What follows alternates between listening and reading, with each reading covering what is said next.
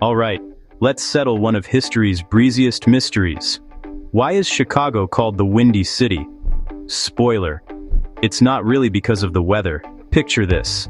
Late 1800s, America's cities are battling for prestige, and the grand prize, hosting the 1893 World's Columbian Exposition, basically the Super Bowl of world fairs. Chicago was hungry for it, and the city's politicians and boosters were loud about how Chicago was the best, the brightest, the future of America. But not everyone was impressed. Enter the New York newspaper writers. They saw all this bragging and, well, they weren't having it. So in their editorials and columns, these journalists started calling Chicago the Windy City.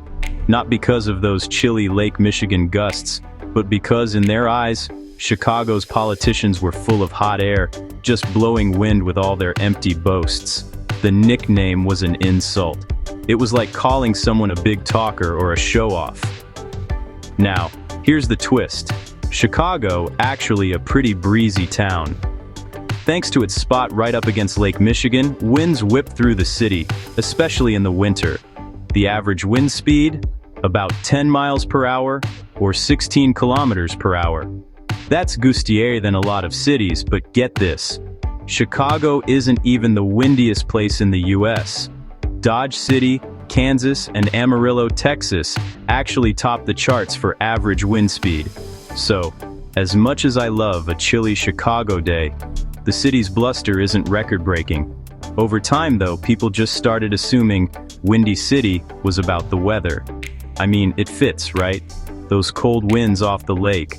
The way your face feels like it might freeze in February. So the nickname stuck, but the meaning quietly shifted.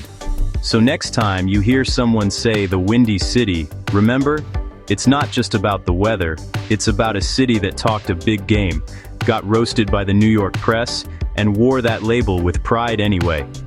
Chicago turned an insult into an icon, now some real Midwest grit.